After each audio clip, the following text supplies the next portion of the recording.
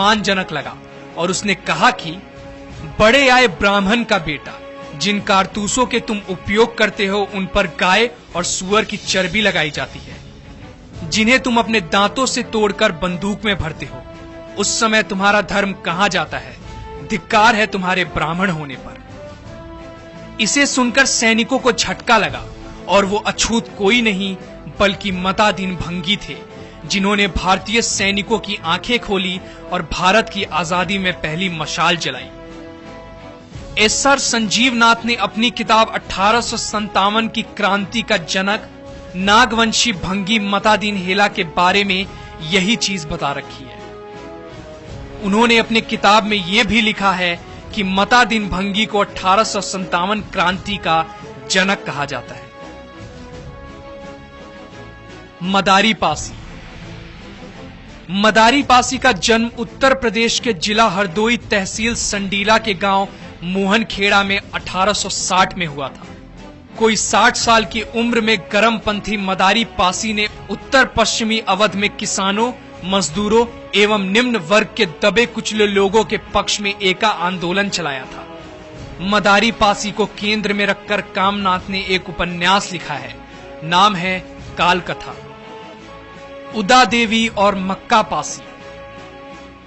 पासियों ने अपने गांव और देश की रक्षा करने के लिए अंग्रेजों के खिलाफ राजद्रोह किया और कई जंगें लड़ी। बात है 10 जून 1857 की, जब अंग्रेजी सैनिकों का एक समूह हेनरी लॉरेंस की अगुवाई में अवध से चिन्हट जा रहा था, जिसके बाद मक्का पासी ने 200 पासियों का समूह तैयार किया और तकरीबन सभी अंग्रेजों को मार डाला।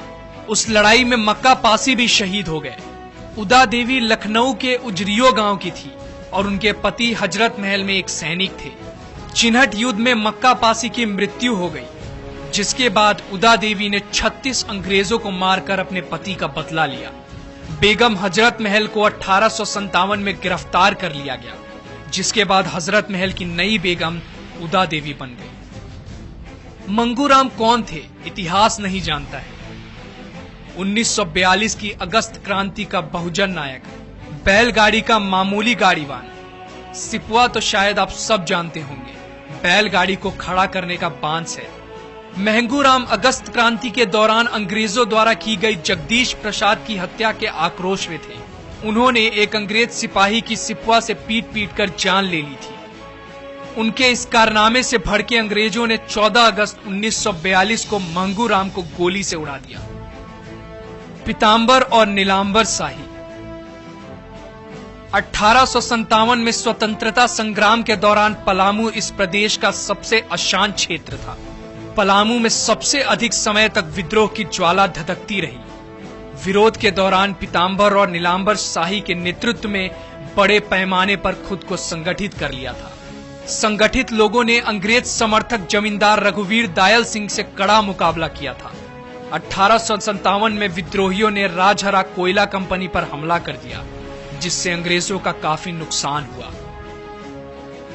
चूहड़ आंदोलन। आखिर कौन थे चूहड़?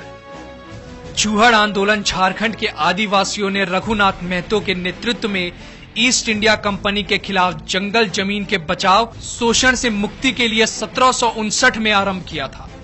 1759 में निमडी के मैदान से भड़की चूहड़ की आंदोलन की चिंगारी पटकुम से लेकर भुइया तक सभी एकजुट हुए। 10 अप्रैल 1774 में बंगाल रेजिमेंट के खिलाफ कार्रवाई करने की मांग कर दी गई। 5 अप्रैल 1778 में रघुनाथ महतो ने लोटा के जंगल में सभा की, जिसमें अंग्रेजी फौज की कार्रवाई के कारण सैकड़ों गिरफ्तार हुए, जिसमें कई मरे और रघुनाथ महतो शहीद हो गए। ताना भगत आंदोलन। ताना भगत आंदोलन की शुरुआत 1914 में बिहार में हुई। इस आंदोलन को लगान की ऊंची दर और चौकीदारी करने के विरुद्ध किया गया था। इस आंदोलन के प्रवर्तक जतारा भगत थे। इस आंदोलन के अन्य नेताओं में बारम भगत, गुरुआ शितानी भगत आदि के नाम प्रमुख थे। जतारा भगत के नेतृत्व में ऐलान हुआ कि माल गुजारी नहीं देंगे, बेगारी नहीं करेंगे और कर नहीं देंगे। ताना भगत आंदोलन जैसे ही सुर्खियों में आया, अंग्रेजों ने 1914 में उन्हें गिरफ्तार कर लिया और उन्हें 1.5 साल की सजा दी गई। 1940 में नागपुर में बड़ी संख्या में ताना भगत शामिल हुए थे। भिन्नता के कारण ताना भगतों की कई शाखाएं पनप गई। उनकी प्रमुख शाखा को सदा भगता कहा जाता है। झलकारी बाई। झलकारी बाई का जन्म बुंदेलखंड के एक गांव में 22 नवंबर को एक निर्धन कोली परिवार में हुआ था। झलकारी का विवाह झांसी की सेना में सिपाही रहे पूरन कोली नामक युवक के साथ हुआ। विवाह पश्चात वह पूरन के साथ झांसी आ गई। झांसी की रानी लक्ष्मीबाई की नियमित सेना में वह महिला शाखा दुर्ग दल की सेनापति बनी। वह लक्ष्मीबाई की हमशक्ल भी थी। इस कारण शत्रु को धोखा देने के लिए वे रानी के वेश में भी युद्ध करती थी। रानी के वेश में युद्ध करते हुए वे अपनी अंतिम समय अंग्रेजों के हाथों पकड़ी गई और रानी को किले से भाग निकलने का अवसर मिल गया। उस युद्ध के दौरान एक गोली झलकारी को भी लगी और जय भवानी कहती हुई वह जमीन पर गिर पड़ी। ऐसी महान वीरंगना थी झलकारी बाई। तिलका मांझी। संथाल नायक तिलका मांझी ने 1789 में अंग्रेजों के खिलाफ हथियार उठाया था, जिसके बाद 1855 में संथालों ने अंग्रेजी हुकूमत के खिलाफ जंग लड़ी। स्वाधीनता की लड़ाई में 1857 की लड़ाई बेहद अहम मानी जाती है। अंग्रेजों को इस लड़ाई में काफी नुकसान उठाना पड़ा था। इस घटना की याद में हर साल 30 जून को हूल क्रांति दिवस मनाया जाता है। इतिहासकारों ने संथाल हूल को मूल आंदोलन का दर्जा दिया है। इतिहासकारों ने संथाल हूल को मुक्ति आंदोलन का दर्जा दिया है। उधम सिंह।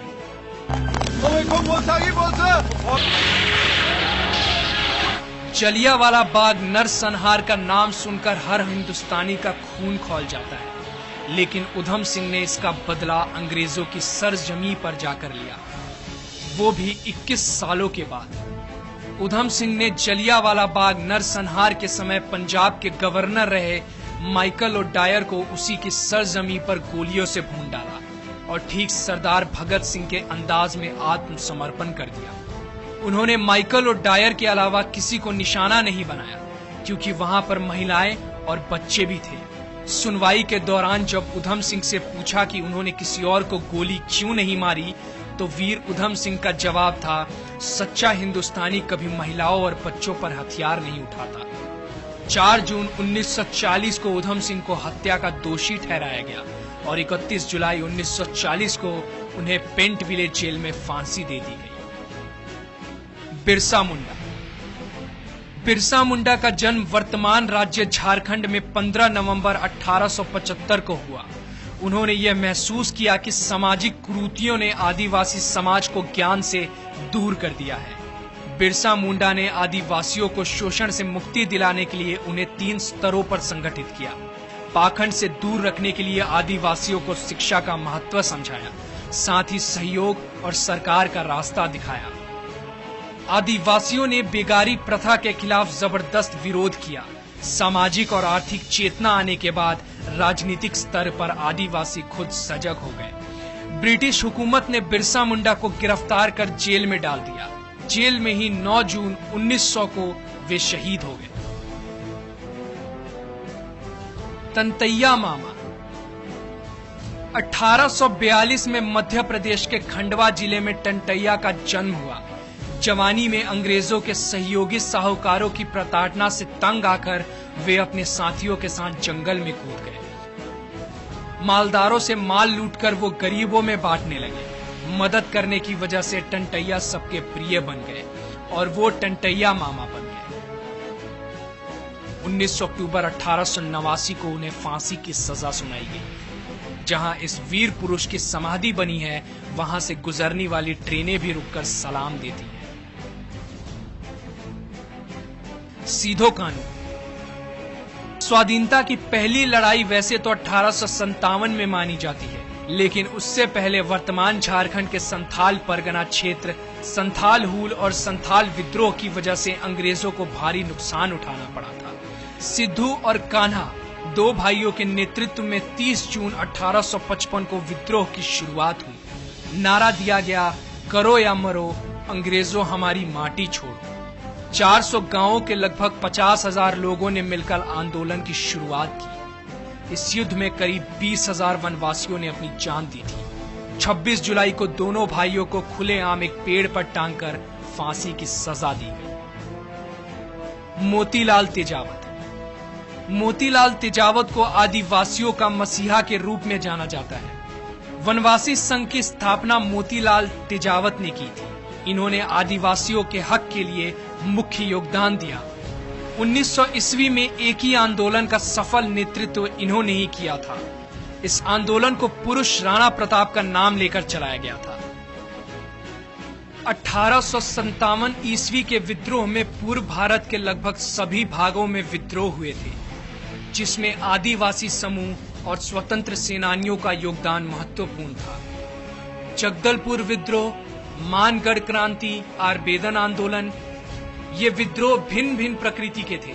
इनमें से अधिकांश विद्रोह अंग्रेजों के विरोध किए गए थे। इन सबके बाद all India schedule caste federation की स्थापना 1942 के नागपुर अधिवेशन में हुई थी। इसकी स्थापना बाबा साहेब अम्बेडकर ने की थी। यह एक ऐसा राजनीतिक दल था जो अनुसूचित जाति के लोगों का प्रतिनिधित्व करता था।